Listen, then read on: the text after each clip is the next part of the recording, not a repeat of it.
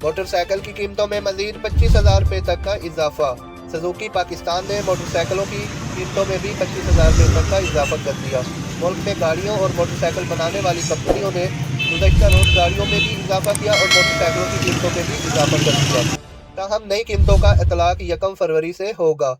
Suzuki 100 और Suzuki 150 मोटरसाइकिलों की कीमत में बिल तरतीब 20,000 और 25,000 रुपये का इजाफा हुआ, जबकि कीमतों में इजाफे के बाद GS 100 की कीमत 2,70,000 रुपये तक हो चुकी है। उसके बाद GS 150 की कीमत 2,95,900 रुपये तक पहुंच चुकी है। उसके अलावा BR 150 की कीमत 4,10,000 रुपये तक हो गई है। होंडा CD70 की नई कीमत में 10,000 रुपये का इजाफे के बाद 1,22,000 रुपये, जबकि CD ड्रीम और होंडा प्राइडर की कीमत में भी 12,000 रुपये का इजाफा हो गया है। CD ड्रीम की कीमत 1,24,000, जबकि होंडा प्राइडर की नई कीमत 1,60,000 रुपये तक हो गई है।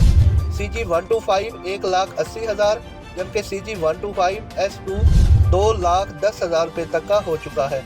इसी तरह होंडा की CB 125F की कीमत में भी 10,000 रुपये तक का इजाफा हो गया है। मज़ीद खबरों और अपडेट के लिए हमारे चैनल को सब्सक्राइब कीजिए। शुक्रिया।